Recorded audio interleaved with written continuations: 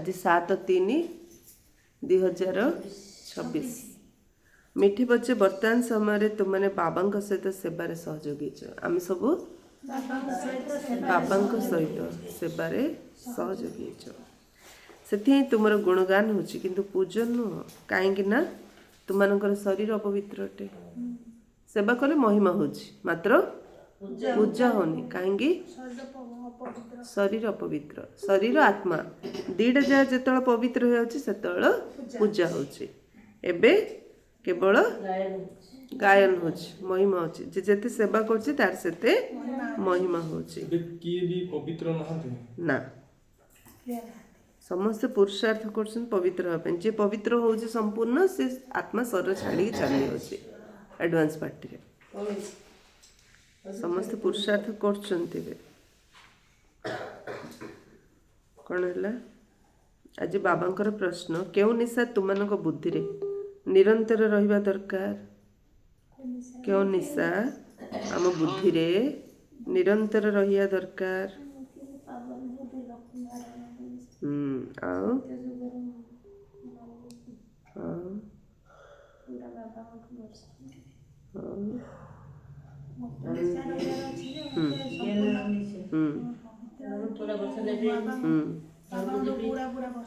आमे समस्ते श्री बाबांकर संतान तांकठारु राज्य को शिक्षा करी स्वर्ग रे राजत्व करिवार संपत्ति नौचु ए निशा तुम निरंतर रहिबा दरकार बाबा राज्य को शिखी आमे स्वर्गर राज्य भाग्य नौचु स्वर्गर संपत्ति नौचु ए निशा निरंतर रहियार जदि विश्वर मालिक हेबार अछि तबे बहुत सावधानता पूर्वक निजे कौन करियार अछि जदि विश्वर मालिक हबार अछि ताले बहुत आओ आओ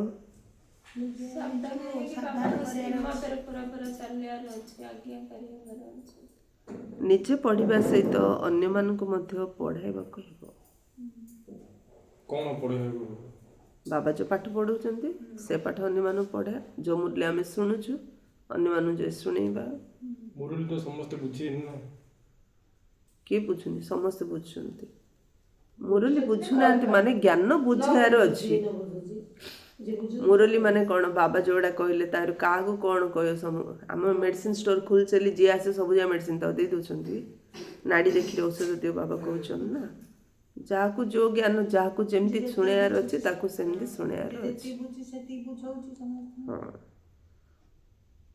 जमती जहाँ शुणार अच्छे जे शुणाऊे शुणे शुणे गले निजे जान जे क्या केमती कौन शुणेबी शुणेला जापर आम भावे मु पूरा परफेक्टली शुणेबी केबे मध्य क्या किसी शुणे पारे जदि विश्वर मालिक हबार अच्छी तेज बहुत सावधानता पूर्वक निजे पढ़ा सहित अन्य मानक पढ़ेबाक हेब केबे हेले भी बाबांकर निंदा करैबार नाही कौन कहले बाबा बाबांकर निंदा करैबार नाही तुम माने कोड़ी हीरा तुल्य होछ तेणु भल भाव दैविक गुण धारण करिया आमे कौड़ीर मूल्य किसी अच्छी कि आ हीरा सब अधिक मूल्यवान से आमे कौड़ी परी एबे अच्छु कौड़ी हीरा परी हवापाई कौन कले कौड़ी हीरा हो पारिया पढ़ी सारे मु कौन कले कौड़ी हीरा परी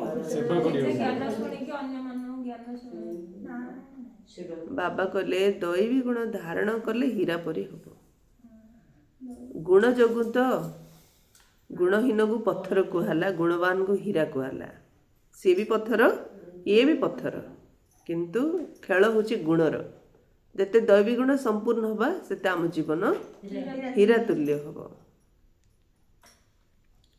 गीत अच्छी जो पिया के साथ ज्ञान की वर्षा थे ओम शांति पिला माने बुझिले जे शिव बाबा साथी अच्छे से निश्चित भाव में बाप दादा साथी अर्थात ब्रह्मा बाबा साथी अच्छा जे शिव बाबा साथी अच्छा सी ब्रह्मा बाबा साथी अच्छा एबे तो दुई जन जाक एकाठी अच्छा ना एक भल भाव में बुझाई दि जाए परमपिता परमात्मा शिव ब्रह्मा द्वारा स्थापना किपरि करिवे ବୁଝେଇ ଯାଇଛନ୍ତି ବାବା। ଏବେ ବ୍ରହ୍ମା ବାବା କୋଉଠି ରହୁଥିବେ? ସୂକ୍ଷ୍ମବତନରେ ଅଛନ୍ତି, ଆଉ ଶିବ ବାବା ପରମ ଧାମରେ ଅଛନ୍ତି, ଆମେ ସ୍ଥୂଳ ଲୋକରେ ଅଛେ।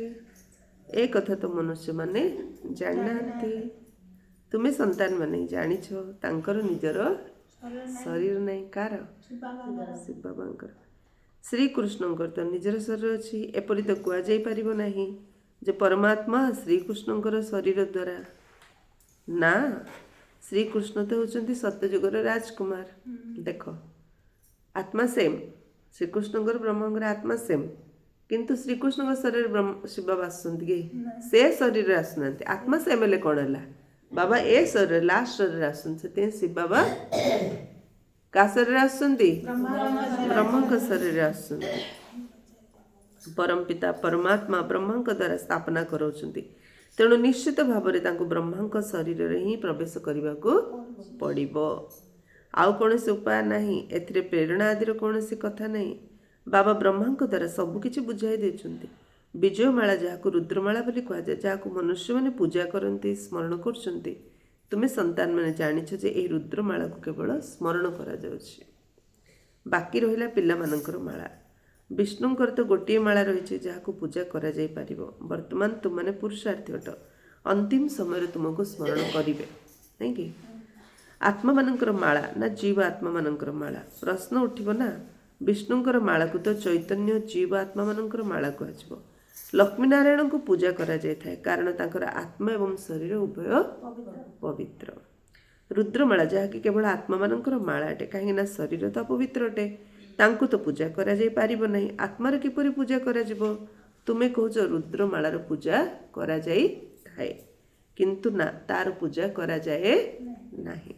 ତାକୁ ସ୍ମରଣ କରିବାର ମାଳା ବା ଜପମାଳି କୁହାଯାଏ। ରୁଦ୍ରମାଳା କ'ଣ କୁହାଯାଏ? ଜପମାଳି। ସେଥିରେ ଯେଉଁ ଦାନା ଗୁଡ଼ିକ ବି ରହିଛି, ସେଗୁଡ଼ିକ ତୁମ ବ୍ରାହ୍ମଣମାନଙ୍କର ହିଁ ସ୍ମାରକୀ ଅଟେ। ଯେତେବେଳେ ଶରୀରରେ ଥାଏ, ଦାନ ତ ବ୍ରାହ୍ମଣମାନଙ୍କର। ଏକଥା ତ କାହାକୁ ଜଣା ନାହିଁ ଯେ ସେମାନେ କାହାକୁ ସ୍ମରଣ କରନ୍ତି। ଏମାନେ ହେଲେ ବ୍ରାହ୍ମଣ, ଯେଉଁମାନେ ଭାରତର ସେବା କରୁଛନ୍ତି। ମାଳା ଜପୁଛନ୍ତି, ମାତ୍ର କାହାକୁ ସ୍ମରଣ କରୁଛନ୍ତି ସେମାନେ ଜାଣୁନାହାନ୍ତି। କାହାକୁ ସ୍ମରଣ କରୁଛନ୍ତି? ବାବା କହିଲେ ଏମାନେ ହେଲେ ବ୍ରାହ୍ମଣ, ଯେଉଁମାନେ ବାବାଙ୍କ ସେବାରେ ଏବେ ସହଯୋଗ କରୁଛନ୍ତି। ସେମାନଙ୍କ ମାଳାକୁ ଧରି ଭକ୍ତମାନେ ଜପୁଛନ୍ତି। ଜଗଦମ୍ବା ଏବଂ ବହୁତ ଦେବୀ ଆଦି ଅଛନ୍ତି, ତାଙ୍କୁ ସ୍ମରଣ କରିବା ଉଚିତ। ଲକ୍ଷ୍ମୀ ନାରାୟଣ ପୂଜନ ଯୋଗ୍ୟ ହେଉଛନ୍ତି, ତୁମେ ନୁହଁ, କାହିଁକିନା ତୁମର ଶରୀର ପତିତ। ଆତ୍ମା ପବିତ୍ର ହେଲେ ମଧ୍ୟ ତୁମର ପୂଜା ହୋଇପାରିବ ନାହିଁ, କେବଳ ସ୍ମରଣ କରାଯାଇପାରିବ। ଯଦି ତୁମକୁ କେହି ବି କିଛି ପଚାରୁଛନ୍ତି, ସେଥିପାଇଁ ତୁମେ ନିଜେ ବୁଝିଯିବା ଦରକାର।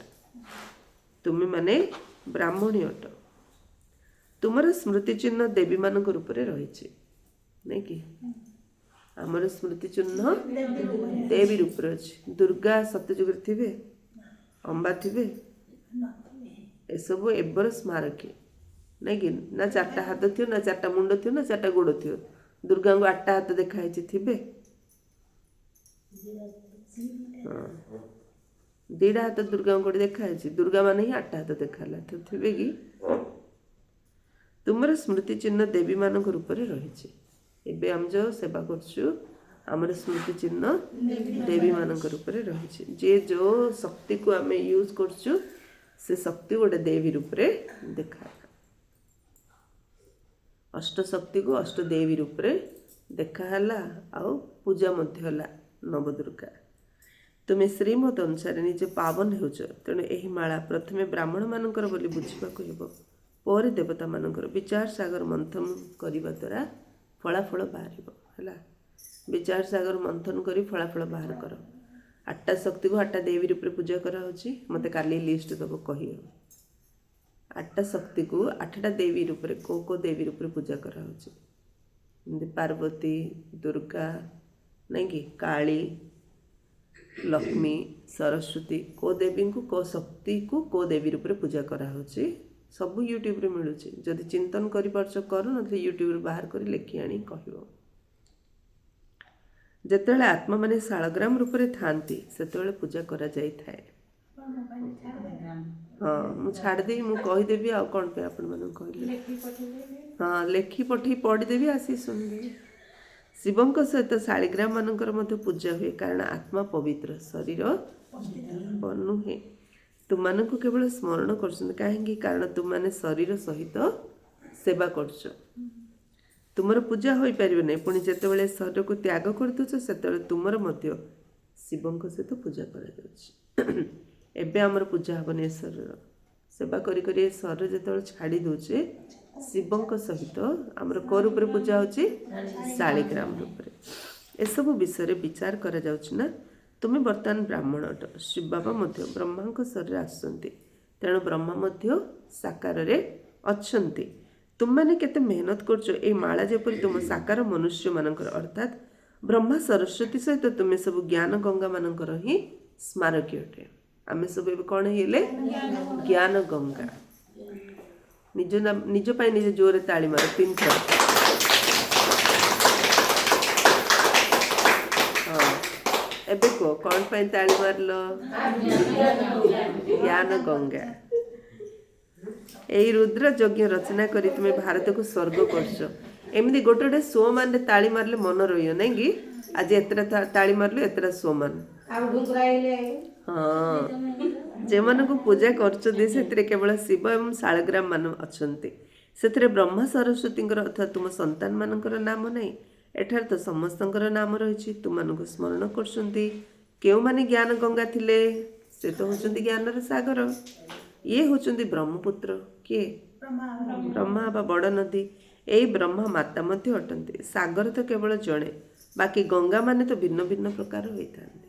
ସାଗର ଗୋଟିଏ, ବ୍ରହ୍ମପୁତ୍ର ଗୋଟିଏ, ଆଉ ଗଙ୍ଗା ଭେରାଇଟି ନାଇଁ? ଯେତେ ଆତ୍ମା, ହଁ ଯେତେ ଆତ୍ମା ସେତେ ପ୍ରକାର ଗଙ୍ଗା। ଜ୍ଞାନ ଭେରାଇଟି ପ୍ରକାର ଶୁଣୁନି ଆମେ? ହଁ ହଁ। କ୍ରମ ଅନୁସାରେ ଯାହାଙ୍କ ପାଖରେ ଭଲ ଜ୍ଞାନ ରହିଛି ତାଙ୍କୁ ସରୋବର କୁହାଯାଏ।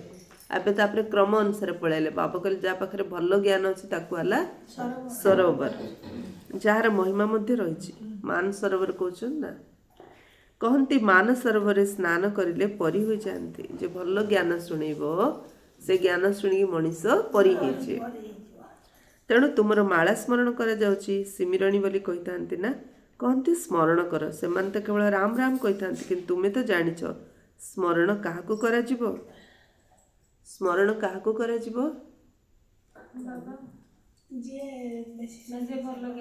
ହଁ, ଯିଏ ଅଧିକ ସେବା କରିଥାନ୍ତି। ଯିଏ ଅଧିକ ସେବା କରିଥାନ୍ତି ଦୁନିଆ ଲୋକ ତାଙ୍କୁ ଭକ୍ତମାନେ ଅଧିକ ସ୍ମରଣ କରିଥାନ୍ତି। ପ୍ରଥମେ ତ ବାବା ହେଲେ ଫୁଲ, ପୁଣି ମେରୁ ଦାନା, ଯିଏକି ବହୁତ ମେହନତ କରିଥାନ୍ତି। ପୁଣି ସେଇ ରୁଦ୍ରମାଳା ହିଁ ବିଷ୍ଣୁଙ୍କର ମାଳା ହୋଇଥାଏ। ତୁମମାନଙ୍କର କେବଳ ଆତ୍ମାର ପୂଜା କରାଯାଉଛି। ଆମର କେବଳ ଆତ୍ମାର ପୂଜା କରାଯାଉଛି। ଲକ୍ଷ୍ମୀନାରାୟଣଙ୍କର ଶରୀରକୁ ମଧ୍ୟ ପୂଜା କରୁଛନ୍ତି। ତୁମେ ଏବେ ସ୍ମରଣ ଯଜ୍ଞ ହୋଇଛ, ତୁମକୁ ହିଁ ସ୍ମରଣ କରାଯାଉଛି। ବାକି ପୂଜା ହୋଇପାରିବ ନାହିଁ କାରଣ ଆତ୍ମା ପବିତ୍ର କିନ୍ତୁ ଶରୀର ଅପବିତ୍ର ଅଟେ। ବାରମ୍ବାର ଗୋଟିଏ କଥା କହୁଛନ୍ତି, ଆତ୍ମା ପବିତ୍ର କିନ୍ତୁ ଶରୀର ଅପବିତ୍ର ଅଟେ। ଅପବିତ୍ର ଜିନିଷର କେବେ ପୂଜା କରାଯାଇନଥାଏ। ତୁମମାନେ ଯେତେବେଳେ ରୁଦ୍ରମାଳା ହେବାର ଯୋଗ୍ୟ ହୋଇଯାଉଛ, ପରେ ପୁଣି ଅନ୍ତିମ ସମୟରେ ତୁମମାନେ ଶୁଦ୍ଧ ହୋଇଯାଉଛ। ତୁମକୁ ସାକ୍ଷାତକାର ହେବ ଯେ କିଏ କିଏ ସମ୍ମାନର ସହିତ ପାସ୍ ହେଉଛନ୍ତି। ନାଇଁ, ଲାଷ୍ଟରୁ ସାକ୍ଷାତକାର ହବ ନା। ସମସ୍ତେ ସାକ୍ଷାତକାର କରିବା କିଏ କିଏ ସମ୍ମାନର ସହିତ ପାସ୍ ହେଉଛନ୍ତି, କିଏ କିଏ ରାଜାରାଣୀ ହେବେ। ସେବା କରିବା ଦ୍ୱାରା ତୁମର ନାମ ବିଖ୍ୟାତ ହୋଇଥାଏ। ଯେ ଯେତେ ଅଧିକ ସେବା କରୁଛି ତା ନାଁ ମଧ୍ୟ ସେତେ ଅଧିକ ବିଖ୍ୟାତ ହେଉଛି। ଜଣା ପଡ଼ିଯାଏ ବିଜୟମାଳାରେ କିଏ କିଏ କ୍ରମାନ୍ୱୟରେ ଆସିବେ। ଏହା ବହୁତ ଗୁହ୍ୟ କଥା। ସେବା କରିବ, ଦୈବୀ ଗୁଣ ଧାରଣା କରିବ, ତ ବିଜୟମାଳାରେ ଦାନା ହେବ। ଏସବୁ ବହୁତ ଗୁହ୍ୟ କଥା। କିଏ କିଏ କ୍ରମାନ୍ୱୟରେ ବିଜୟମାଳାରେ ଆସିବ। ମନୁଷ୍ୟ ତ କେବଳ ରାମ ରାମ କହିଥାନ୍ତି। ଖ୍ରୀଷ୍ଟିଆନ ମାନେ ଖ୍ରୀଷ୍ଟଙ୍କୁ ସ୍ମରଣ କରିଥାନ୍ତି। ମାଳା କାହାର ହେବ? ଭଗବାନ ତ କେବଳ ଜଣେ, ତ ମାଳା କାହାର ହେବ? ଆମେ ଯିଏ ସେବା କରୁଛୁ ସେମାନଙ୍କର ମାଳା ହେବ ନା। ବାକି ଯେଉଁମାନେ ପାଖରେ ବସିଛନ୍ତି ତାଙ୍କର ମାଳା ତିଆରି ହେଉଥିବ। ଏ ମାଳାକୁ ଏବେ କେବଳ ତୁମମାନେ ବୁଝିପାରୁଛ। ଯଦି ଆଦି ସନାତନ ଦେବୀ ଦେବତା ଧର୍ମ ଅବଲମ୍ବୀ ମାନେ ହିଁ ବୁଝିପାରୁନଥିବେ, ତେବେ ଅନ୍ୟମାନେ କିପରି ବୁଝିବେ? ଆମର ମାଳା ଆମେ ବୁଝୁନେ ତ ଅନ୍ୟମାନେ କ'ଣ ବୁଝିବେ ମାଳା ବିଷୟରେ? ସମସ୍ତଙ୍କୁ ତ ପତିତରୁ ପାବନ ଏକମାତ୍ର ବାବା ହିଁ କରିବେ। ଖ୍ରୀଷ୍ଟଙ୍କ ପାଇଁ ଏପରି କୁହାଯିବ ନାହିଁ ଯେ ସେ ପତିତ ମାନଙ୍କୁ ପାବନ କରିଥାନ୍ତି, ତାଙ୍କୁ ମଧ୍ୟ ଜନ୍ମ ମରଣରେ ଆସି ତଳକୁ ଖସିବାକୁ ହିଁ ପଡ଼ିବ। ବାସ୍ତବରେ ତାଙ୍କୁ ଗୁରୁ ମଧ୍ୟ କୁହାଯିବ ନାହିଁ, କାହିଁକି ନା ସମସ୍ତଙ୍କର ସଦ୍ଗତି ଦାତା ହେଉଛନ୍ତି ଏକମାତ୍ର ବାବା। ଯେ ସଦ୍ଗତି ଦେବ ସିଏ ହେଲେ ଗୁରୁ। ବାବା ଛଡ଼ା କିଏ ସଦ୍ଗତି ଦେଇପାରିବ ନାହିଁ। ତାହା ତ ଯେତେବେଳେ ଅନ୍ତିମ ସମୟ ଆସିବ, ବୃକ୍ଷର ଅବସ୍ଥା ଜୀର୍ଣ୍ଣ ଶୀର୍ଣ୍ଣ ହୋଇଯିବ, ସେତେବେଳେ ବାବା ଆସି ସମସ୍ତଙ୍କୁ ସଦ୍ଗତି ଦେବେ। ଧର୍ମର ସ୍ଥାପନା କରିବା ପାଇଁ ଆତ୍ମାମାନେ ଉପରୁ ଆସିଥାନ୍ତି। ଯେ ଯେଉଁ ଧର୍ମର ସେ ଧର୍ମ ସ୍ଥାପନ କରିବା ପାଇଁ ତଳକୁ ଆସିଥାନ୍ତି।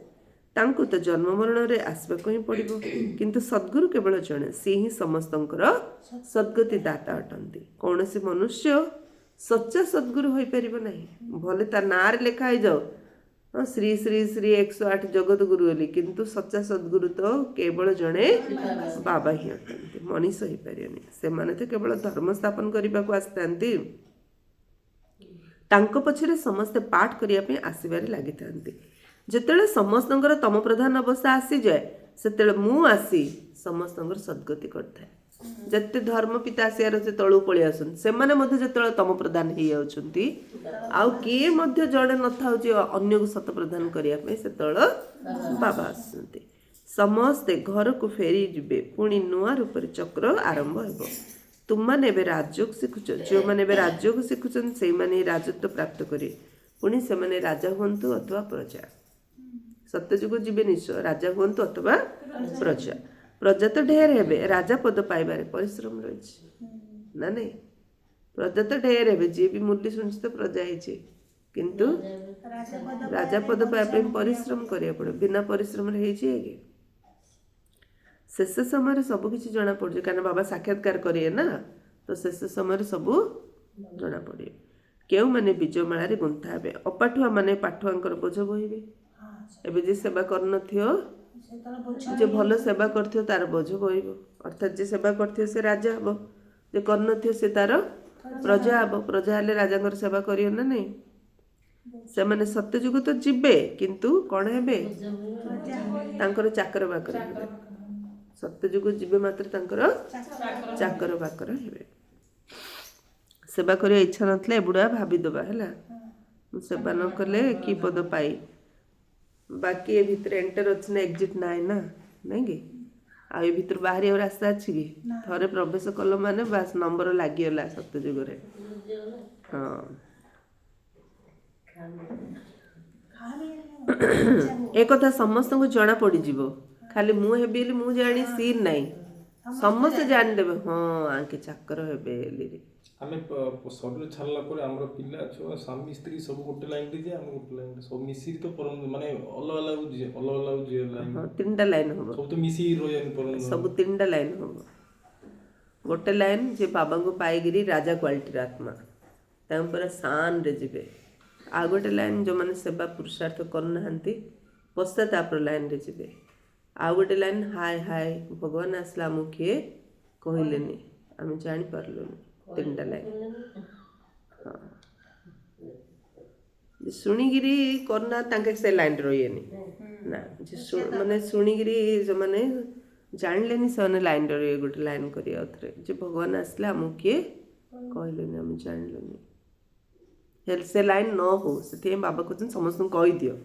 କିଏ କମ୍ପ୍ଲେନ୍ ନ ଦେଉ ଯେ ଭଗବାନ ଆମ ପଡ଼ିଶାରେ ଥାଇକି ତମେ ଆମକୁ ଶୁଣେଇଲନି, ଏମିତି କିଏ ନ କହୁ, ସମସ୍ତଙ୍କୁ ଶୁଣେଇ ଦିଅ ଦୀପଦ।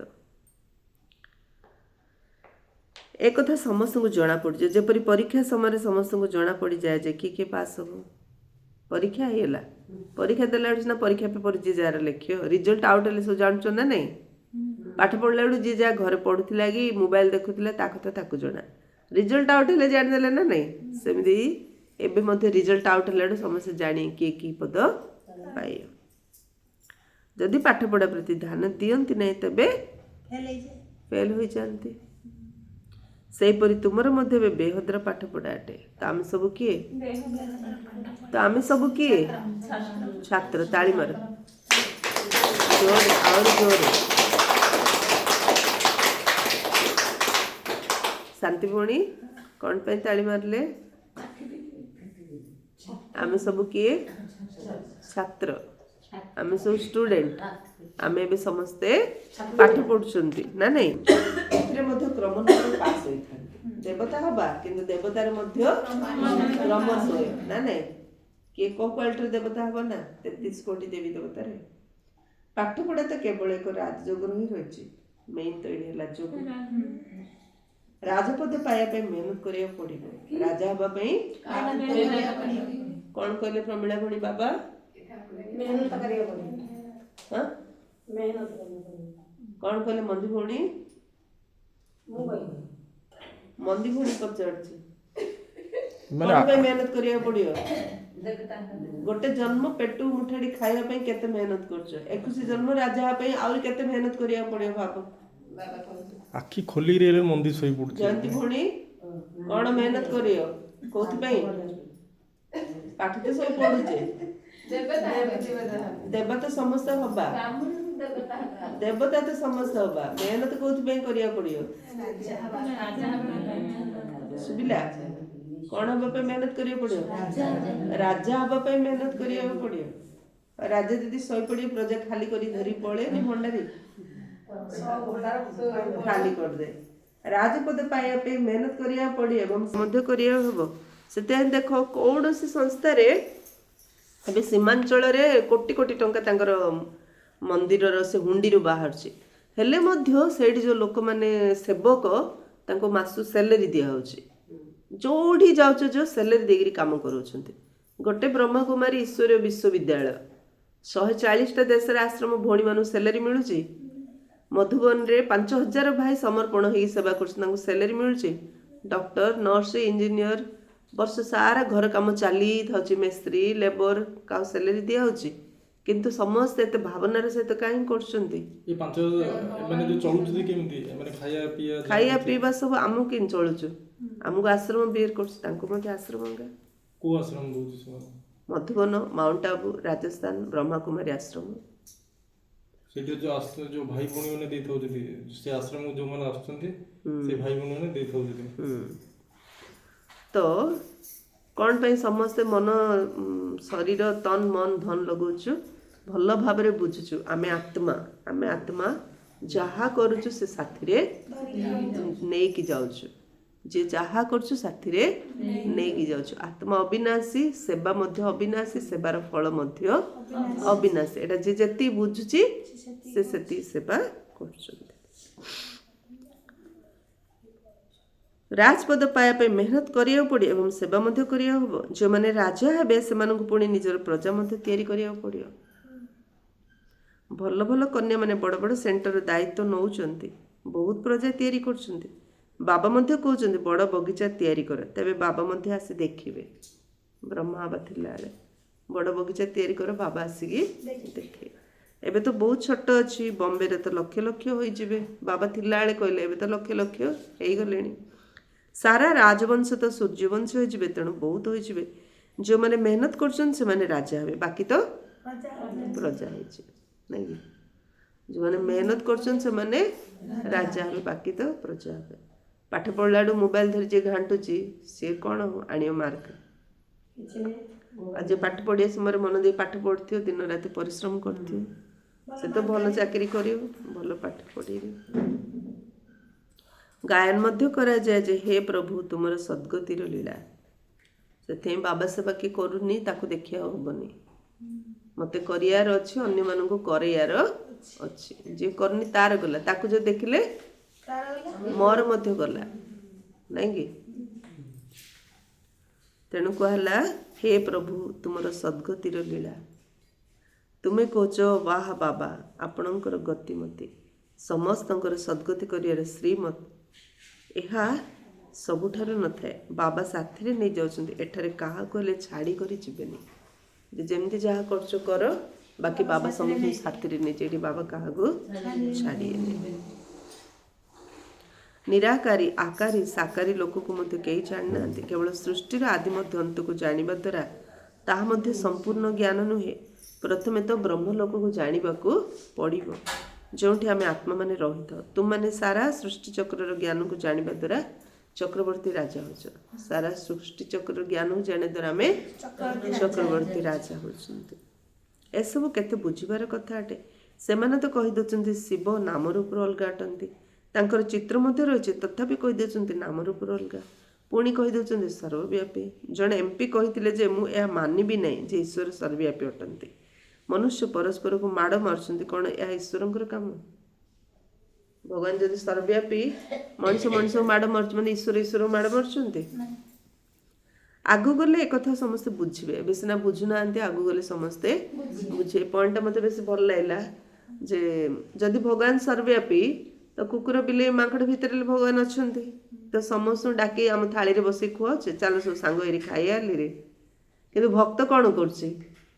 ଭଗବାନଙ୍କୁ ପାଖରେ ବସେଇ ଖୁଆଉଛି, ସେମିତି ଫିଲ୍ କରୁଛି ନା ନାହିଁ, ହେ ଭଗବାନ ଆସ। ଆମେ ମଧ୍ୟ ଜ୍ଞାନରେ କ'ଣ କରୁ, ବାବା ଆସ ମିଶିକି ଖାଇବା। ଆଉ ଯଦି ଭଗବାନ ସର୍ବବ୍ୟାପୀ ସମସ୍ତଙ୍କୁ ଡାକିକି ଖୁଆଇବା ନା ନାହିଁ, ସେମିତି କିଏ ଖାଉଛି କି? ଖାଉନି। ଏକ। ଦ୍ୱିତୀୟରେ ଗୋଟେ ଝିଅର ଯେତେବେଳେ ଏଙ୍ଗେଜମେଣ୍ଟ ହେଇଯାଉଛି, ତାକୁ କି ଦେଖା ହେଇଗଲା, ତାର ମ୍ୟାରେଜ ପାଇଁ ଠିକ୍ ହେଇଗଲା, ଯେତେବେଳେ ତାକୁ କୁହା ହେଇଯାଉଛି ସନ୍ତୋଷ ଭାଇ ଆପଣଙ୍କ ଶାଶୁଘର ଗାଁ କୋଉଠି? ସୀମା ଖାଇ।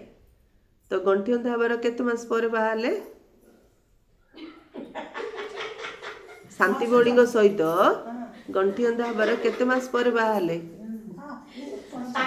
ସଙ୍ଗେ ସଙ୍ଗେ ଦେଖେଇ ଦେଇ ସଙ୍ଗେ ସଙ୍ଗେ ବାହା ହେଇଗଲେ କି? କ'ଣ ସେ ବିଷୟରେ ପଚାରୁଥିଲେ, ଆଶ୍ଚର୍ଯ୍ୟ ହେଇଗଲେ। ହଉ ଚାଲ, ଯାହାର ଯୋଉଠି ଠିକ୍ ହେଇଥିବ ତାକୁ ଯଦି ସେ ଝିଅଟା କୁହା ହେଇଥିବ, ନାଇଁ କି ଶାନ୍ତି ଭଉଣୀ, ଯଦି ଠିକରେ କୁହା ହେଇଥିବ, ଫଟୋଟା ଦେଖେଇକିରି ଇଏ ତୋର ସ୍ୱାମୀ ହବ, ଆଉ ଇଏ ପଡ଼ାପଲ୍ଲୀରେ ଅଛନ୍ତି, ତାଙ୍କ ଘର ଆଗରେ ବିଲବାଡ଼ କାମ ଚାଲିଛି, ହେଲେ କ'ଣ ହେଲା, ପଡ଼ାପଲ୍ଲୀରେ ପାଣି ପଶିଗଲା, ହେଲେ ସଙ୍ଗେ ସଙ୍ଗେ ଶାନ୍ତି ଭଉଣୀ ବିଲବାଡ଼ ମନେ ପଡ଼ିଯିବ, ତାଙ୍କର ବିଲରେ ପାଣି ପଶିଗଲା ନା କ'ଣ, ନା ନାଇଁ? ଆଉ ଯଦି କିଛି ଠିକ୍ ପରିଚୟ ଦିଆ ହେଇନଥିବ, କାହାର କ'ଣ ହେଲେ ତାଙ୍କର କ'ଣ ଯାଉଛି, ନା ନାଇଁ? ବୁଦ୍ଧିରେ ସେଟ୍ ଯିବ ନା। ସେମିତି ବାବାଙ୍କର ଠିକ୍ ପରିଚୟ ଥିବ ହେଲେ ବୁଦ୍ଧିଟା ବାବା ଆଡ଼େ ଯିବ। ଆଉ ଭଗବାନ ସର୍ବବ୍ୟାପୀ ହେଲେ କ'ଣ ଭାବିବା ବସିକିରି? କିଛି ତ ପରିଚୟ ନାହିଁ, କାହାକୁ ଭାବିବା, କ'ଣ ଭାବିବା, କୋଉଠି ଭାବିବା, ନା ନାଇଁ? ତ ଆଗକୁ ଗଲେ ଏକଥା ସମସ୍ତେ ବୁଝିବେ, ଭଗବାନ ସର୍ବବ୍ୟାପୀ ନାହିଁ ଏକଥା ଆଗକୁ ଗଲେ ସମସ୍ତେ ବୁଝିବେ। ଯେତେବେଳେ କି ତୁମର ବୃଦ୍ଧି ମଧ୍ୟ ହବ। ଏବେ ବୁଝି ବୁଝି ଯାଉଛନ୍ତି, ସଂଖ୍ୟା ମଧ୍ୟ ବଢ଼ି ବଢ଼ି ଯାଉଛନ୍ତି।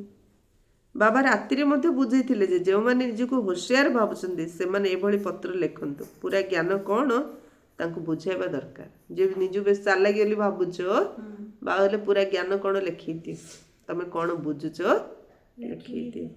ତୁମମାନେ ସେମାନଙ୍କୁ ଲେଖିପାରିବ ଯେ ଆମେ ସମ୍ପୂର୍ଣ୍ଣ ଜ୍ଞାନ ଦେଇପାରିବୁ, ବ୍ରହ୍ମଲୋକର ଜ୍ଞାନ ମଧ୍ୟ ଦେଇପାରିବ, ନିରାକାର ବାବାଙ୍କର ପରିଚୟ ମଧ୍ୟ ଦେଇପାରିବ, ପୁଣି ପ୍ରଜାପିତା ବ୍ରହ୍ମା ଏବଂ ତାଙ୍କର ବ୍ରାହ୍ମଣ ଧର୍ମ ବିଷୟରେ ମଧ୍ୟ ବୁଝେଇ ପାରିବ। ଲକ୍ଷ୍ମୀନାରାୟଣ ଏବଂ ରାମ ସୀତାଙ୍କ ରାଜତ୍ୱ କିପରି ଚାଲୁଛି, ପୁଣି ତାଙ୍କଠାରୁ ରାଜତ୍ୱ କିଏ ଛଡ଼େଇ ନେଉଛି, ସେ ସ୍ୱର୍ଗ କେଉଁ ଆଡ଼େ ଗଲା, ଯେପରି କୁହାଯାଏ ନର୍କ କୁଆଡ଼େ ଗଲା, ସମାପ୍ତ ହେଇଗଲା, ସେପରି ସ୍ୱର୍ଗ ମଧ୍ୟ ସମାପ୍ତ ହୋଇଯିବ। ସେ ସମୟରେ ମଧ୍ୟ ଭୂମିକମ୍ପ ଆଦି ହୋଇଥାଏ। ନର୍କର ଲାଷ୍ଟ କଳିଯୁଗ ଶେଷରେ ହବ, ଆଉ ଥରେ ସ୍ୱର୍ଗରେ ଲାଷ୍ଟ ତ୍ରେତା ଯୁଗ ଲାଷ୍ଟରେ ମଧ୍ୟ ଭୂମିକମ୍ପ ହବ। ସେଇ ହୀରା ନୀଳାର ମହଲ ଆଦି ଏପରି ଚାଲିଗଲା ଯେ କେହି ବି ବାହାର କରିପାରିଲେ ନାହିଁ। ଥିଲା ସତ୍ୟ ଯୁଗରେ ଏମିତି ମାଟି ତଳୁ ଚାଲିଗଲା, ଯାଉ ତାକୁ କିଏ ବାହାର କରିପାରିଲେନି। ସୁନା ହୀରା ନୀଳାର ମହଲ କେବେ ହେଲେ ତଳୁ ବାହାରିଲା ନାହିଁ। ସୋମନାଥ ମନ୍ଦିର ଆଦି ତ ପରେ ନିର୍ମାଣ ହୋଇଛି, ତାଠାରୁ ତ ଦେବୀ ଦେବତାଙ୍କର ଘର ଉଚ୍ଚ ହବ। ଲକ୍ଷ୍ମୀନାରାୟଣଙ୍କ ଘର କିପରି ହୋଇଥିବ, ସେସବୁ ସମ୍ପତ୍ତି କୁଆଡ଼େ ଗଲା, ଏଭଳି ଅନେକ ପ୍ରକାର କଥା ଶୁଣିଲେ ବିଦ୍ୱାନ ମାନେ ଆଶ୍ଚର୍ଯ୍ୟ ହେବେ। ବିଦ୍ୱାନ ମାନେ ଯଦି ଏମିତି ବୁଝେଇବା ଶୁଣିକି ସେମାନେ ବେଶୀ ଆଶ୍ଚର୍ଯ୍ୟ ହେବେ, କହିବେ ଏମାନଙ୍କର ଜବରଦସ୍ତ ଜ୍ଞାନ ଅଟେ। ମନୁଷ୍ୟମାନେ ତ କିଛି ବି ନ ଜାଣି ସର୍ବବ୍ୟାପୀ ବୋଲି କହିଦେଉଛନ୍ତି। ଏସବୁ କଥା ନିଜେ ବୁଝି ପୁଣି ଅନ୍ୟମାନଙ୍କୁ ବୁଝିବା ଦରକାର, ନାଇଁ କି? ଭଗବାନ ସର୍ବବ୍ୟାପୀ ନୁହନ୍ତି, ଏ କଥା ନିଜେ ଭଲ ଭାବରେ ବୁଝିକି ଅନ୍ୟମାନଙ୍କୁ ଆଉଥରେ ବୁଝିବା ଦରକାର। ଭଗବାନ ସର୍ବବ୍ୟାପୀ କାହିଁକି କହିଦେଲେ? 3ଟା କାରଣ। ଏକ କଥା ହେଲା ଭକ୍ତି, ଯାହାର ଯାହା ପ୍ରତି ଭକ୍ତି ଥିବ, ଯେମିତି ମୀରା କହିଲେ ଯୁଆଡ଼େ ଗଲେ ମୋତେ କୃଷ୍ଣ ହିଁ କୃଷ୍ଣ ଦେଖାଯାଉଛନ୍ତି, ଯାହାର ଯାହା ସହିତ ସ୍ନେହ ଥିବ ତାକୁ ଯୁଆଡ଼େ ଗଲେ ସିଏ ହିଁ ଦେଖାଯାଉଛି। ଦ୍ୱିତୀୟରେ କ'ଣ? ଭୟ, ଭୟ କାରଣରୁ ଭଗବାନ ସର୍ବବ୍ୟାପୀ କହିଦେଲେ, ନାଇଁ କି?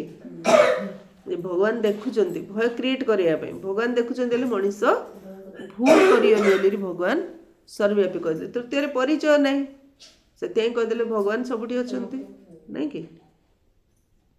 तेणु बाबा कहले निजे बुझिकी एक अन्य मानू बुझा दरकार।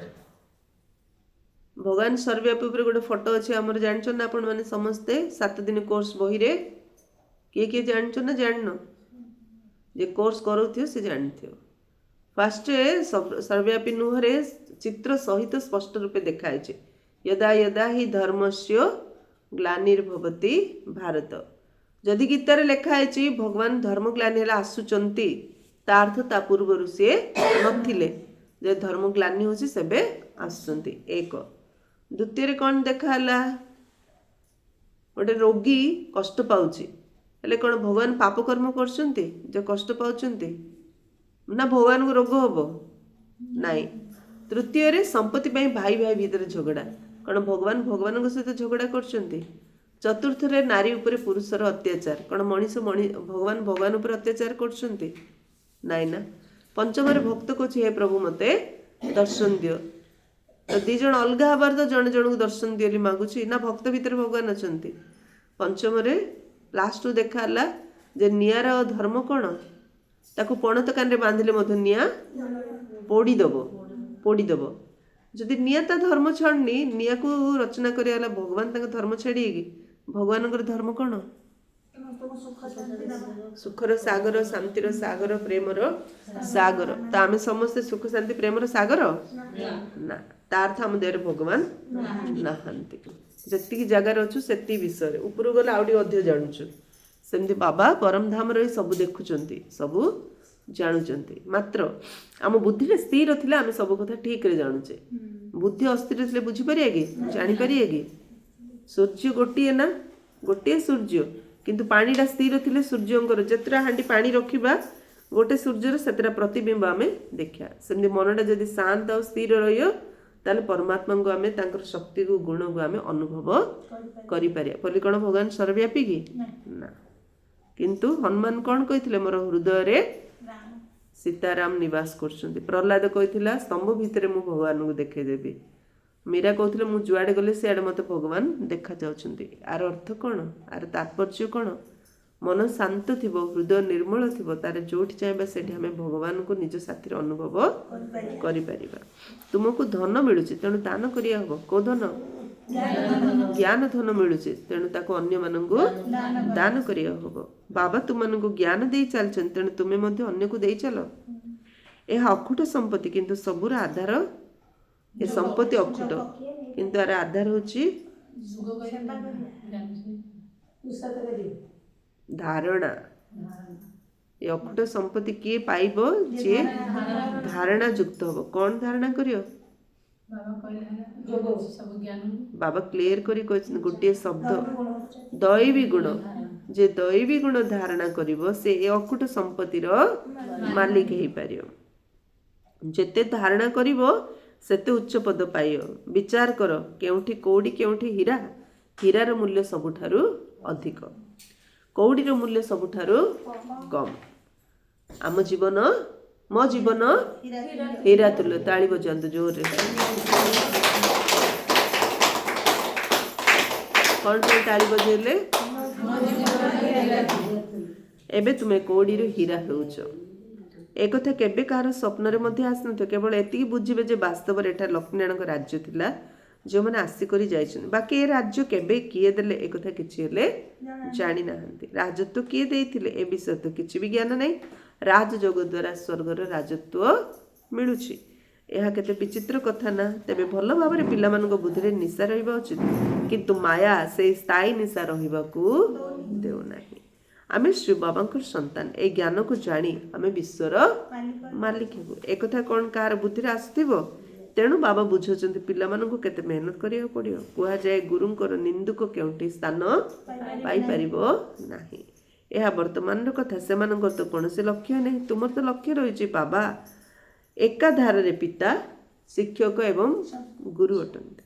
तुम मैंने जानिच ए पाठ पढ़ा द्वारा आम विश्वर मालिक हबो। कौन हम पाठ पढ़ी आम विश्वर मालिक निज पे मु आत्मा विश्वर मालिक हेबे। तेणु केते सावधानता पूर्वक पढ़ा को हेबो एवं पढ़ाइबा को हेबो। विश्वर मालिक हबो तो केते सावधानता पूर्वक पढ़ी अन्य को पढ़ार अच्छी एपरी कौन सी कथा न हो जद्वारा बाबांकर निंदा होला ए पाठ पढ़ारे एमती कौन सी भूल काम करियानी जो द्वारा बाबांकर निंदा कला परी कौन सी काम करियानी का सहित लड़े झगड़ा करिवार नाही कौन करियानी लड़े झगड़ा करिवार समस्त सहित मीठा कथा हेबा उचित बाबांकर परिचय समस्त को देबा को हेबो बाबा कहउछन्ती दान देले ग्रहण छाड़ी जिवो एबे चंद्र ग्रहण गला ना दान देले ग्रहण छाड़ी जिवो नंबर 1 दान होची देह अभिमान र कोन दान देबा कहले बाबा देह अभिमान र दान देले ग्रहण जिवो वर्तमान तो तुम आत्माभिमानी हेचो एवं परमात्मा अभिमानी मध्य होचो या तुमर बहुत अमूल्य जीवन बाबा कहते कल्प कल्प मु तुमको यहीपरी पाठ पढ़ाइबा को आसुची पुणी तुम भूली जाउछ या मध्य ड्रामा रे निधार्य रहिछि कल्प कल्प बाबा से पाठ पढ़ौछन्ते आमे आउथरे भूली जाउछ ये मध्य ड्रामा रे निधार्य रहिछि अच्छा मिठे मिठे सिकिले थे ज्ञान रत्न धारण करुथिबा सेवाधारी ज्ञान रत्न धारण करुथिबा सेवाधारी संतान मानक प्रति माता पिता बाप दादा का याद प्यार और गुड मॉर्निंग रूहानी बाप की रूहानी बच्चों को नमस्ते हम रूहानी बच्चों की रूहानी बाप दादा को याद प्यार गुड मॉर्निंग और नमस्ते नमस्ते नमस्ते सदा रहो हंसते हंसते बन जाएंगे फरिश्ते फरिश्ते कभी किसी में नहीं फंसते सुखी रुहंतु समस्ते ढाणा पे मुख्य सार समस्त को मीठा कथा कहबा को हो कौन कहले बाबा समस्त को मीठा कथा कहया को हो सुआ सारी की समस्त केते पसंद करछंती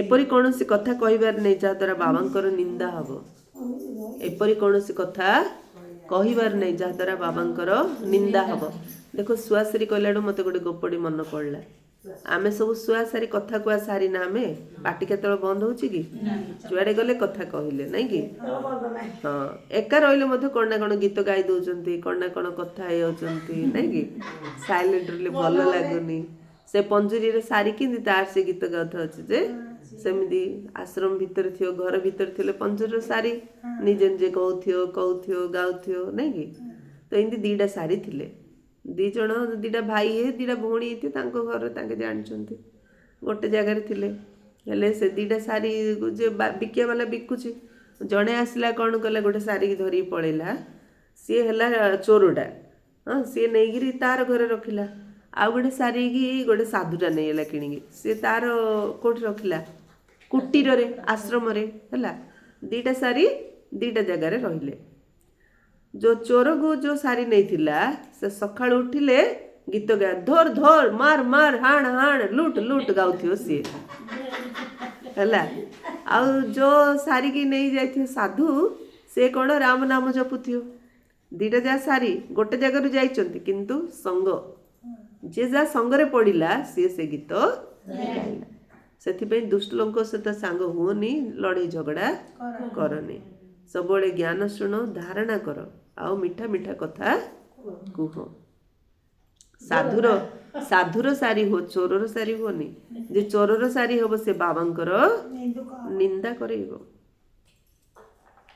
एपरी कौनसी कथा कहबार नै जा द्वारा बाबांकर निंदा हबो दे अभिमान को दान दे आत्माभिमानी एवं परमात्मा अभिमानी होबा पड़ियो निंदा किए करे जे देह अभिमान रहियो से बाबा कहले दान दे दियो कौन दे अभिमान को दान देगिरी आत्मा अभिमानी हो आओ परमात्मा अभिमानी हो सेकंड निज को मिलुथिबा ज्ञान धन को दान करबा को हेबो कंपलसरी चॉइस नै हम जो ज्ञान धन मिलुछि ताको अन्य मानकु दान करबा को हेबो होली बाबा कौन कहले जे मुरली हमको जो ज्ञान धन मिलुछि सेटा अन्य को दान करिया तो मुरली ना मुरली रे आमे जो धन पाइले ज्ञान धन ताको अन्य मानु दान करिया ना पाठ पढ़ा द्वारा राजत्व मिलु तेणु सर्वदा निशा रे स्थायी भाव रहिया को हेबो मु कोन पे पाठ पढ़छि राजा हबा पे ताली मारो निज पे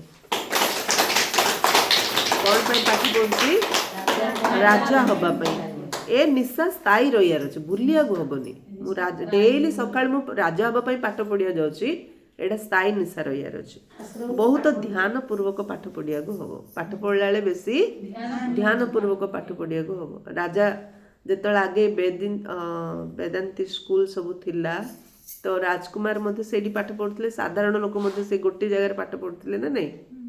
କିନ୍ତୁ ରାଜାମାନେ ରାଜକୁମାର ମାନେ କେତେ ଇଣ୍ଟେଲିଜେଣ୍ଟ, ସେମାନେ ସବୁଥିରେ ଧୁରନ୍ଧର ହେଇଯାଉଥିଲେ। ତ ଆମେ ରାଜା ହବା ନା, ସେଥିପାଇଁ ମନ ଦେଇ ପାଠ ପଢିଲେ ନା ସବୁଥିରେ ଧୁରନ୍ଧର ହବା।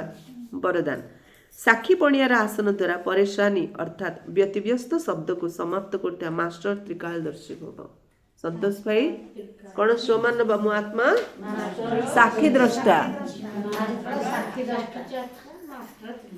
ନାଇଁ ନାଇଁ ସାକ୍ଷୀ ଦ୍ରଷ୍ଟା ମାଷ୍ଟର ତ୍ରିକାଳଦର୍ଶୀ। ବାବା କହିଲେ ସାକ୍ଷୀ ଦ୍ରଷ୍ଟାର ଆସନରେ ରହିକି ବ୍ୟତିବ୍ୟସ୍ତ ଶବ୍ଦ ସମାପ୍ତ କର। ବ୍ୟସ୍ତ ଟେନସନ ମୋର ବୋଲି ଭାବିଲେ ବ୍ୟସ୍ତ, ସାକ୍ଷୀ ହେଇକି ଦେଖ ନା ରୋଲକୁ। ହଁ ସାକ୍ଷୀ ହେଇକିରି ତ୍ରିକାଳଦର୍ଶୀ ସ୍ଥିତି ରହିକି ଦେଖ, ତାହେଲେ ବ୍ୟସ୍ତ କେବେ ହବନି। ହଁ ଏ ସୃଷ୍ଟି ନାଟକରେ ଯାହା ସବୁ ଘଟୁଛି ସେଥିରେ ଅକଲ୍ୟାଣ ହଉଛି ନାଇଁ କି? ହଁ କଲ୍ୟାଣ ଭରି ରହିଛି, ଏଇଟା ମାନୁଛ? କିଏ କିଏ ମାନୁଛ? ହାତ ଟେକିଲ। ମାନୁଛ? କିଏ ମାନୁଛ? ହାତ ଟେକିଲ। କଣ ତମେ ଟେକୁନ ହାତ? କଲ୍ୟାଣ ଅଛି ନା ନାଇଁ? କଲ୍ୟାଣ ଅଛି ନା ନାଇଁ? କଲ୍ୟାଣ ଅଛି ନା ନାଇଁ? ନା ଜଣ ଜଣ ପଚାରିଲେ କହିବ କଲ୍ୟାଣ ଅଛି ନା? ଆଉ ତ ଚିନ୍ତା କଣ ପାଇଁ କରୁଛ? ଯଦି କଲ୍ୟାଣ ଅଛି ଚିନ୍ତା କଣ ପାଇଁ କରୁଛ? ଯୋଉଠି ଅକଲ୍ୟାଣ ସେଠି ଚିନ୍ତା ନା, ଯୋଉଠି କଲ୍ୟାଣ ସେଠି ଚିନ୍ତା କଣ କି? ନାଇଁ ନା। ଗୋଟେ କଥା ସବୁବେଳେ ମନେ ରଖିବେ, ସୃଷ୍ଟି ନାଟକରେ ଯାହା ସବୁ ଘଟୁଛି ସେଥିରେ କଲ୍ୟାଣ ଭରି ରହିଛି, ଭରି ରହିଛି। ତେଣୁ କାହିଁକି କଣର ପ୍ରଶ୍ନ ବୁଦ୍ଧିମାନ ବ୍ୟକ୍ତିଙ୍କ ମନରେ ଉଠି ପାରିବ ନାହିଁ। ଯେ ବୁଦ୍ଧିମାନ ତା ମନରେ କେବେ କାହିଁକି କଣ ପ୍ରଶ୍ନ ଉଠି ପାରିବ ନାହିଁ। ଶାନ୍ତି ଭଉଣୀ ମନରେ ଉଠୁଛି କି ପ୍ରଶ୍ନ? କାହିଁକି କଣ କେମିତି ହେଇଗଲା? ନାଇଁ ନା। ଏଥିରେ କ୍ଷତି ଭିତରେ ମଧ୍ୟ କଲ୍ୟାଣ ଭରି ରହିଛି। ଯଦି ଭାବୁଛ ମତେ ବାବା କହୁଛନ୍ତି ଯେ ମାତ୍ର ମୋ ସହିତ ଯାହା ହଉଛି ଏଥିରେ କ୍ଷତି ଆଗ ଅଛି, କିନ୍ତୁ କ୍ଷତିରେ ମଧ୍ୟ କଲ୍ୟାଣ ଭରି ରହିଛି। ବୁଝିଲ ସଦୀ ଭଉଣୀ? କାଲି ଯତ୍ନା ଭଉଣୀ ଫୋନ କରୁଥିଲେ, ତାଙ୍କ ସ୍ୱାମୀ ଆସିଲେ, ସେ ଗଛରେ ଔଷଧ ପକେଇବା ବଦଳରେ ସେ ଘାସ ମରା ଔଷଧ ପକେଇଦେଲେ। ହେଲେ କଣ ହବ? ବୋଇତାଳୁ ଗଛ ସବୁ ମରିଗଲା। ଲାଇନରେ କଣ କଲ୍ୟାଣ ସେ ମତେ କହୁଥିଲେ, ସେଇଟା କାରଣ ନିବାରଣ ଦିଟା ଯାହା ମତେ ଶୁଣଉଥିଲେ। ଲାଗୁଛି କ୍ଷତି ହଉଛି, କିନ୍ତୁ ସେଥିରେ ମଧ୍ୟ କଲ୍ୟାଣ ଅଛି। ଏଥିରେ କ୍ଷତି ଭିତରେ ମଧ୍ୟ କଲ୍ୟାଣ ଭରି ରହିଛି। ଯଦି ବାବାଙ୍କର ସଙ୍ଗ ଏବଂ ହାତରେ ହାତ ରହିଥିବ ତେବେ ଅକଲ୍ୟାଣ ହୋଇପାରିବ ନାହିଁ। ଲାଗୁଛି ଏଇଟା ଉପରେ ଯଦି ସର୍ବଦା ସ୍ଥିର ହୋଇ ରହିଥିବ ତେବେ କେବେ ବି ବ୍ୟତିବ୍ୟସ୍ତ ହୋଇପାରିବନି। ଏ ଆସନରେ ରହିବାର ଅଛି। ମୁଁ ବାବା ହାତ ଧରିଛି ମାନେ ମତେ ଲାଗୁଛି ଏଠି ଲସ୍ ହେଲା ଭଳିଆ, କିନ୍ତୁ ଏଥିରେ ମଧ୍ୟ କଣ କଲ୍ୟାଣ ଅଛି ମତେ ବୁଝା ପଡୁନି। କିନ୍ତୁ ତ୍ରିକାଳଦର୍ଶୀ ହୁଅ, ଆଗକୁ ଏଥିରେ କଣ କଲ୍ୟାଣ ଅଛି ଟିକେ ଧୈର୍ଯ୍ୟ ଧରିବାକୁ ପଡିବ, ତାହେଲେ ଜାଣିବ ଏଥିରେ କଣ କଲ୍ୟାଣ ଥିଲା। ଏଭଳି ଶ୍ରେଷ୍ଠ ବିଚାର ରୂପୀ ଆସନ ଉପରେ ଯଦି ସର୍ବଦା ସ୍ଥିର ହୋଇ ରହିଥିବ ତେବେ କେବେ ବି ବ୍ୟତିବ୍ୟସ୍ତ ହୋଇପାରିବ ନାହିଁ। ତେବେ ସାକ୍ଷୀ ପଣିଆର ଆସନ ବ୍ୟତିବ୍ୟସ୍ତ ଶବ୍ଦକୁ ସମାପ୍ତ କରିଦେଇଥାଏ। ସେଥିପାଇଁ ତ୍ରିକାଳଦର୍ଶୀ ପ୍ରତିଜ୍ଞା କର ଯେ ମୁଁ କେବେ ବି ବ୍ୟତିବ୍ୟସ୍ତ ହେବି ନାହିଁ, କାହାକୁ କରିବି ନାହିଁ। ହାତ ଆଗକୁ ରଖ।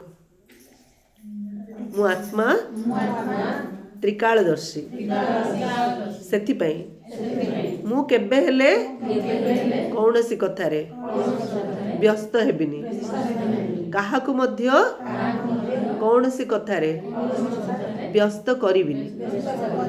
ଅଧୈର୍ଯ୍ୟ କରିବାନି ହେଲା, ନିଜେ ଧୈର୍ଯ୍ୟ ଧରିବା, ଅନ୍ୟକୁ ମଧ୍ୟ ଧୈର୍ଯ୍ୟ ଦେବା। ସ୍ଲୋଗାନ ନିଜର ସମସ୍ତ କର୍ମେନ୍ଦ୍ରିୟ ଗୁଡ଼ିକୁ ଶୃଙ୍ଖଳିତ ଭାବରେ ଚଳାଇବା ହିଁ ସ୍ୱରାଜ୍ୟ ଅଧିକାରୀ। କର୍ମେନ୍ଦ୍ରିୟକୁ ଶୃଙ୍ଖଳିତ ଭାବରେ ଚଳାଇବାର ଅଛି, ତାକୁ କୁହାଯିବ ସ୍ୱରାଜ୍ୟ ଅଧିକାରୀ। ଅବ୍ୟକ୍ତି ସାରେ ନିଶ୍ଚୟର ମୂଳଦୁଆକୁ ମଜବୁତ କରି ସର୍ବଦା ନିର୍ଭୟ ଏବଂ ନିଶ୍ଚିନ୍ତ ରହ। ନିଶ୍ଚୟ ବୁଦ୍ଧିର ଅର୍ଥ ହେଲା ଚିନ୍ତାମୁକ୍ତ ସମ୍ରାଟ। ମୁଁ ଆତ୍ମା ଚିନ୍ତାମୁକ୍ତ ସମ୍ରାଟ କିଏ ହେଇପାରିବ?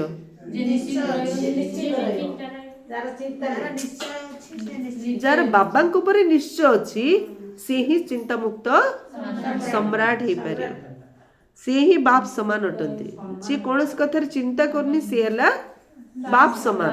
ଆମର ଲକ୍ଷ୍ୟ କଣ? ସଙ୍ଗମ ଯୁଗରେ ବାବା ସମାନ ହବାର ଅଛି।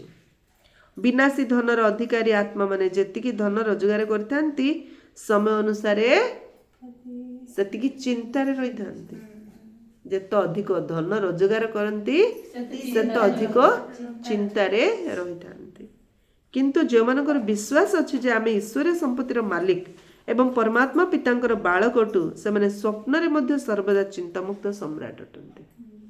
ଯାହାକୁ ନିଶ୍ଚୟ ଅଛି ଯେ ମୁଁ ଈଶ୍ୱରୀୟ ସମ୍ପତ୍ତିର ମାଲିକ ଏବଂ ପରମାତ୍ମା ପିତାର ବାଳକ, ତେବେ ସେମାନେ ସ୍ୱପ୍ନରେ ମଧ୍ୟ ଚିନ୍ତା କରିବେନି। କ'ଣ କହିଲେ? ସ୍ୱପ୍ନରେ ମଧ୍ୟ ଚିନ୍ତାମୁକ୍ତ ସମ୍ରାଟ ଅଟନ୍ତି। କାହିଁକିନା ସେମାନଙ୍କର ବିଶ୍ୱାସ ଅଛି ଯେ ଈଶ୍ୱରୀୟ ସମ୍ପତ୍ତି ଗୁଡ଼ିକ କେବଳ ଏଇ ଜନ୍ମରେ ନୁହଁ, ଅନେକ ଜନ୍ମ ସାଥିରେ ରହିଛି। ଏ ସମ୍ପତ୍ତି ଏ ଗୋଟେ ଜନ୍ମ ନାହିଁ, ଏ ଈଶ୍ୱରୀୟ ସମ୍ପତ୍ତି ଅନେକ ଜନ୍ମ ଯାଏ ମୋ ସାଥିରେ ରହିବ, ସାଥିରେ ରହିଛି ଏବଂ ସାଥିରେ ରହିବ। ତେଣୁ ସେମାନେ ନିଶ୍ଚୟ ବୁଦ୍ଧି ନିଶ୍ଚିନ୍ତ ସ୍ଥିତିରେ ରହିଥାନ୍ତି। ଈଶ୍ୱରୀୟ ସମ୍ପତ୍ତି ଏବେ ମୋ ସାଥିରେ ରହିଛି, ଆଗକୁ ମଧ୍ୟ ରହିବ। ତେଣୁ ସେମାନେ ସର୍ବଦା ନିଶ୍ଚୟ ବୁଦ୍ଧି ନିଶ୍ଚିନ୍ତ ସ୍ଥିତିରେ ରହିଥାନ୍ତି। ତେଣୁ ବାବା ଉପରେ ଯିଏ ବଳ ଭରସା କଲେ ସେ ସବୁବେଳେ ନିଶ୍ଚିନ୍ତ ହେଇକି ରହିବ। ତ ଆଜି ଆମେ ସୋମାନ କ'ଣ ନବା? ନିଶ୍ଚିନ୍ତ ଆତ୍ମା, ସାକ୍ଷୀ ଦ୍ରଷ୍ଟା ଆତ୍ମା, ମୁଁ ତ୍ରିକାଳଦର୍ଶୀ ଆତ୍ମା, ହୀରା ତୁଲ୍ୟ ଜୀବନ ମୋର, ଜ୍ଞାନ ଗଙ୍ଗା, ମୋ ଆତ୍ମା ଜ୍ଞାନ ଗଙ୍ଗା, ମୁଁ ଛାତ୍ର, ମୁଁ ପାଠ ପଢୁଛି। କ'ଣ ପାଇଁ ପାଠ ପଢୁଛି? ରାଜା ହେବା ପାଇଁ ପାଠ ପଢୁଛି। ମୁଁ ବିଜୟମାଳାର ଦାନା, ମୋର ମହିମା ହଉଛି କିନ୍ତୁ ପୂଜା ହଉନି। ଆତ୍ମା ସର ଦିଟା ଯାକ ପୂଜା ହେଇଗଲେ ମୁଁ ପୂଜା ପାଇବି, ଦିଟା ଯାକ ପବିତ୍ର ହେଲେ। ମୁଁ ଆତ୍ମା ହୀରା ତୁଲ୍ୟ। ଚିନ୍ତା, ମୁଁ ଚିନ୍ତାମୁକ୍ତ ସମ୍ରାଟ, ମୋ ଆତ୍ମା ଚିନ୍ତାମୁକ୍ତ ସମ୍ରାଟ। ମୋ ଆତ୍ମା ବିଶ୍ୱର ମାଲିକ, ନିରନ୍ତର ନଶା ରହିବାର ଅଛି, କେତେବେଳେ ଭୁଲିବାକୁ ହବନି। ମୋ ଆତ୍ମା ବିଶ୍ୱର ମାଲିକ।